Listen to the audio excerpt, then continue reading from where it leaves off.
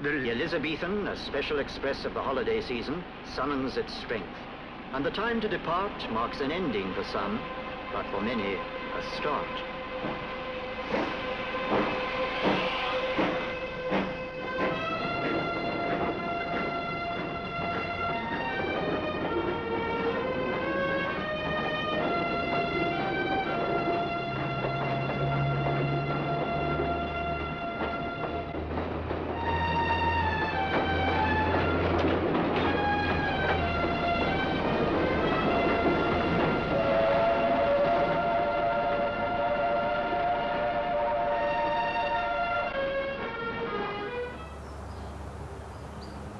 Oh, I didn't say that, it's me, Thomas Edward, also known as T. I've come to the train visitors parking, but it's not a real train, it's actually a sculpture, and we're on the outskirts of Darlington, and it's known as the brick train, so we've got to get up in those bushes. We're actually going deep in the bush with T, but not to see a real train today, to see a sculpture. So let's get up, we'll leave Olivia, Mum's in there, she's got a phone, if anyone dodgy turns up we'll be back down, but let's get up here and have a mooch with T, so come on, let's go.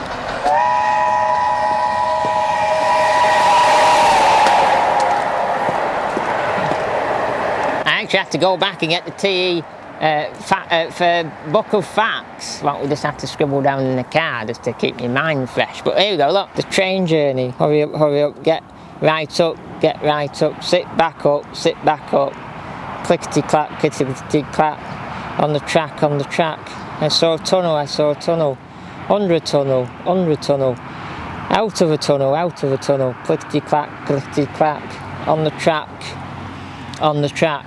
Home at last. David Quick, age 7, Middleton, St George Primary School. The poem was a winning entry in the competition for local school children to write a poem inspired by the train. And then over here, the train, a sculpture by David Mach. It's spelt like Mach as the Ford Mustang, the Mach 1 Mustang. It's the same spelling as that. It's a bit of a tea nerdiness there. Unveiled by Lord Palumbo of Walbrook, 23rd of June 1997. It was commissioned by Morrison's Supermarkets, POC, that's local council, Darlington Borough Council, supported by National Lottery through Arts Council of England. And then obviously all the children for the school of that time have all wrote in it, in the brick, and done different bits of stamps, and at the top as well. But let's look up here and have a look at what the sculpture is, the train, the brick train. It's actually based on Mallard's, an A4. Mallard was the train to set the 126, well, it's to set the fastest speed, and it was 126 miles per hour. And the funny thing is, right, when this was built, and David Mach, who designed this, it was in 1997, that's 26 years ago. T.E. was born in 1997. This was unveiled June the 23rd, that's a whole month, exactly a whole month since I was born. I was born on May the 23rd of that year. But the funny thing is, it's 26 years now since this was unveiled and built, and then obviously the actual real locomotive, Mallard, set 126 miles per hour, so it's all 26s are all joining this year for this sculpture. Now it's made out of Accrington Nora brick. Maybe Chris Burry, one of my patrons, he's actually from Darwin, or Darren as they call it, but he's sort of in the near Accrington. He might know of such brick. Now it looks solid. It looks very solid, like it's just a big block-based train and there's nothing in it. But actually, it's got breathable brick in it for the bats so they can roost. And also, what I've just learned, what I actually didn't know, it's got a time capsule in it. So the local schools you just saw there, the lad who did the poem and they did all the names around the plinth, the local schools did a time capsule inside from 1997. So I wonder what's inside there from 1997. Maybe it's got a Post and Pat book in it, something like that, or a Game Boy. I don't know what. I can't remember my childhood. I've just had Matchbox toy cars. I can't remember what the trend was at that time. So yeah, and it's styled, if you come round here, obviously it's got uplighters at night either side, so it's visible 24/7. It's got the smoke coming out the chimney and it's blowing back, and the big grass bank at the back of the train is meant to be a tunnel, so it's coming at speed out the tunnel, and all the smoke's coming back as you see a real one come out of the tunnel, and the smoke goes back, and then obviously the smoke settles once it's been through. But they've done really good detail in the wheels, look, and all the connecting rods all along here. It's a 4-6-2, the wheel arrangement on it. It's like the real deal. And they've had to sculpt it. You know, obviously an A4 Pacific's it's quite an unusual steam engine to start with. It's not like the steam engine thing, because it's very streamlined, it's made for speed. So making brick into a streamlined thing is very difficult, so you can see how they've done it. They've probably made the main bit quite square, and then they've fluted it and made this a bit of a jar to make the curvature. And then they've got the running boards here, and then the cab. Look, the cab's built out from the main structure, and the tender's built out, and it's even, just seeing down there, you can even see the beginning of the coach it's pulling. What would it be, a Mach 1 coach or something on the back? And then all the smoke's just covering it. Like, it looks like, to me, it looks like a big bee's nest, doesn't it? The honeycomb, not all along it. We're going to go up there in a minute, because you can walk sort of on the back of it and look down it, so you can see all the smoke going down. So we're going to go and look up there, but let's have a look round the other sides before we go up. It's pretty good. I like this. I like this, how it starts off smooth and then it gets stepped in and stepped in and stepped in and stepped in and stepped in to make the curvature of the front of the loco. It's very cool, isn't it? You know what's really interesting about this? We're in the middle of Morton Industrial Park, behind us where we parked. The A66 is next to us. It's very loud, it's very industrial sort of setting, but there's no graffiti on it. They either keep it well clean and keep on top of it, or the kids know that this is the heritage of Darlington and they shouldn't spray paint on it. So that's a good thing, isn't it? You're not seeing any paint on it. I think it might have had some on and they've cleaned it off, and I can see here, there's a few missing bricks here I can see, and there's something up there is missing, something up there, but that's all. In 26 years, not a lot's been vandalised on it, because, talking of vandalisation, when it was built, the locals didn't want it. They thought it was a waste of money, so I think some people probably in their minds vandalised it because they didn't want it. But now it's one of the most popular sculptures on the A66 and on the edge of Darlington, because it's its heritage. And I think they've done a few things. At the time when they built this, there was other heritage sculptures they did round Darlington, and this was the first of those sculptures what was built. And it cost, can you believe, it cost 760,000 to build. This did. It was obviously a lot of man hours and a lot of bricks to buy and get it shipped up here, or on the road, probably road transport. And obviously it was lotto win, and council put all the money towards it. And it's apparently the bricks you see, there's quite a lot of bricks. There's 185,000 bricks all in there. And obviously it might be a bit less now. There's about 3 missing there, so there's 182,000 bricks now, because there's a few missing. So anyway, we're going to get up the top of the back of the smoke, as I call the honeycomb. It looks like a bee's nest to me, but we'll get on top and look right down to the front. That's the next point of interest with TE. I'd just like to point something out. I can actually find the bat holes here. That hole up there, and there's one at the back, there's one there, and there's one in the tender. There for the bats they are, and they must be on the other side as well. That's a specially formed brick, that is, where the bats go in. But look, they've got a massive nest from the front of the engine all the way to the back. So the bat holes are actually on the streamlining of the loco. Now this is based on mallards, but it's the actual loco sort of model is the A4 Pacific. It was what was designed by Sir Nigel Gresley, and And when he was designing the A4 Pacific, the unique thing about him is the streamlining of them. It's not like any other loco, because he wanted the speed and power out of them. So when he was designing them, he was good friends with Bugatti, you know, the racing man, who obviously now is Bugatti cars and does the Bugatti Veyrons, you know, the really fast cars now. But back then he was the original Bugatti, he was the racing driver. He was good friends with him, and he was that close to him that he took some clay models of his design of the A4 Pacific to Bugatti's wind tunnel. And when they took them over there, they put them in the wind tunnel, and they were seeing how the flow of the smoke out the chimney was coming back, and for a long time the flow of the smoke was blinding the driver. He couldn't see, you know, when he was at speed, it was just all coming at him and he couldn't see. So they were trying to work out in the wind tunnel with these little clay models how to get the smoke to disperse and not hit the cab, and it actually happened by mistake. Someone picked up the clay models at the back of the chimney here with his thumb, and that thumb indentation at the back of the chimney was just enough to make the smoke disperse away from the cab, and that was it. And he was like, wow, that we've done it by mistake, and that was the actual final product, was someone picking up the clay model by mistake and bringing it back. So, but also I want to show you up here, that was a TE factual interlude, that was. Every day's a learning day with TE.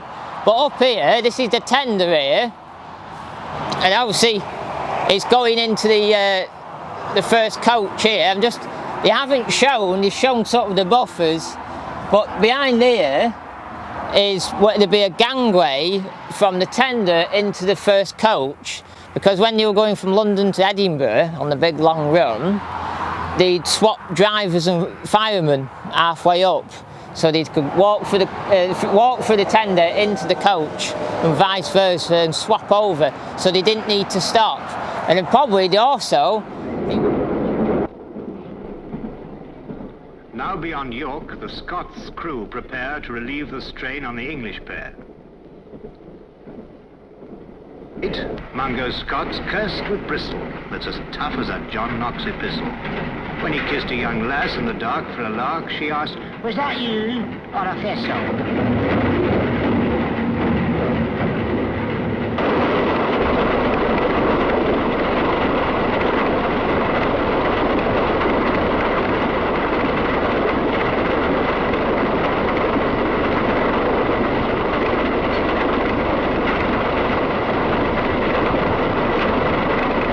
They would have had a scoop underneath to pick up at water troughs at Dillycar at Shat, what I've done a video on, where he'd have to get it wound down not too early and not too late, because if it was too early, he'd smack the back of the troughs and break his scoop, or if he did it too late, he wouldn't pick enough water up to get up to Scotland. So there you go. I bored a man at Midland Railway about water scoops a few weeks ago, but that's another story. So anyway, let's get on top and have a mooch with TE. Approaches a water trough, watch Fireman Mungo doing his stuff.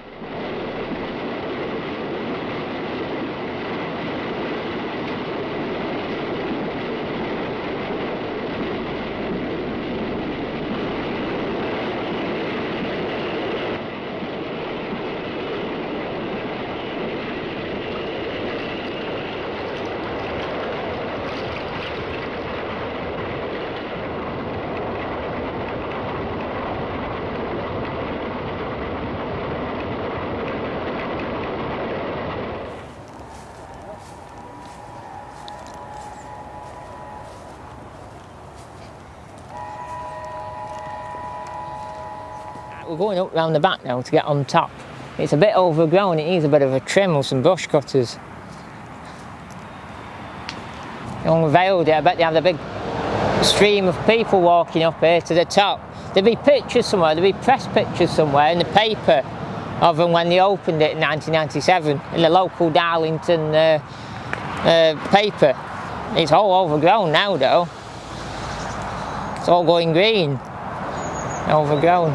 I think someone must prune it back a bit, but not a lot. Yeah, because theirs has been a bit cut back here. A66 is loud today. because it's a Thursday, it's a weekday, so there's a lot of people on the move. And now we're at the top now, and it's a sign on there, but it's all gone. Look, it's all been ripped off, or it's I think it's been stuck on. It's ripped off.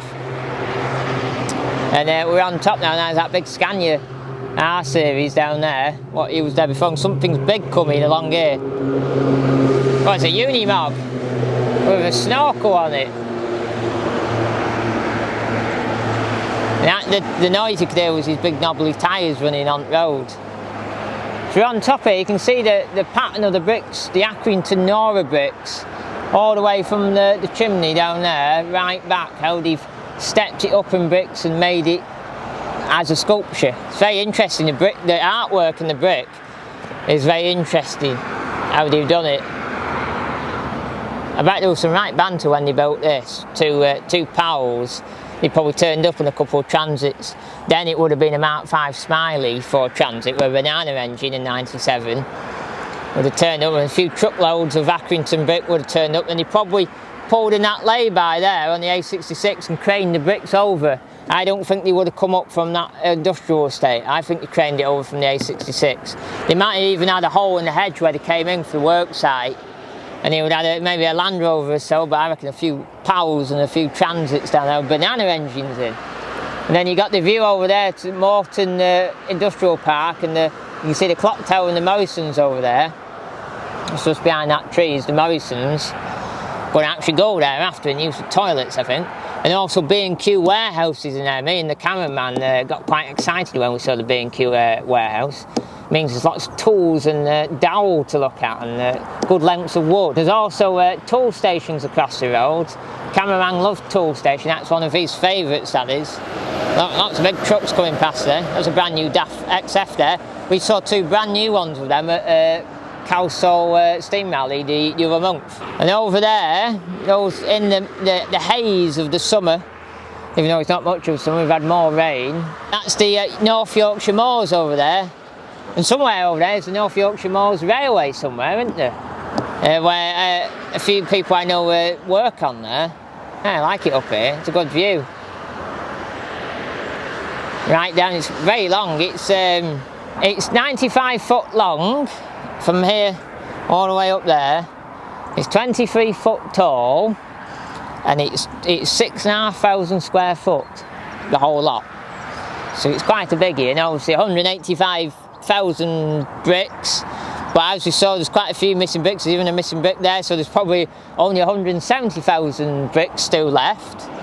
And they're Accrington Nora bricks, and they're breathable, and they've got bats in, and they've got a time capsule in somewhere. I bet you on here it would have told you about the time capsule once upon a time, unless, thinking about it, where we came in, where the sign was, maybe that was the time capsule underneath those two silver-plated signs, and the time capsule isn't in the train, but it could be in the train.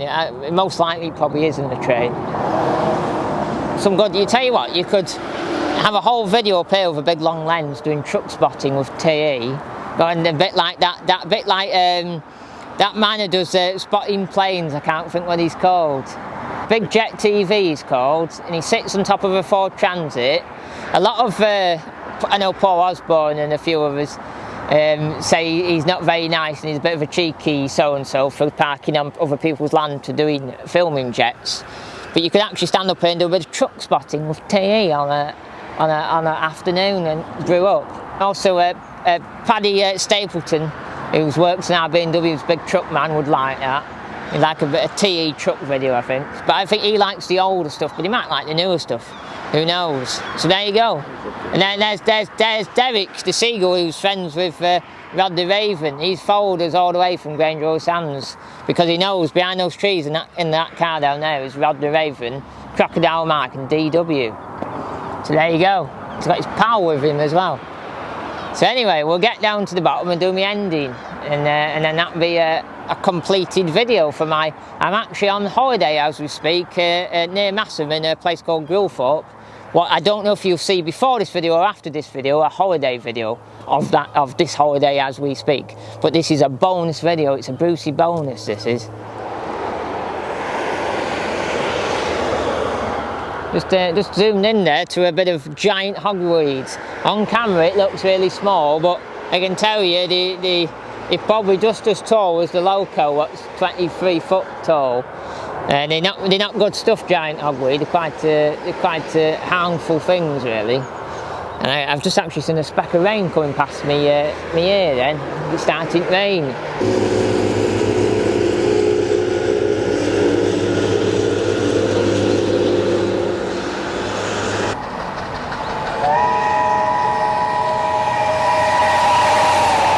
So if you've enjoyed today's video of looking at the brick train on the edge of Darlington, what's based on the real mallard and also the style of an A4 Pacific, designed by Sir Nigel Gresley, make sure you give us a like, a comment below, a subscribe.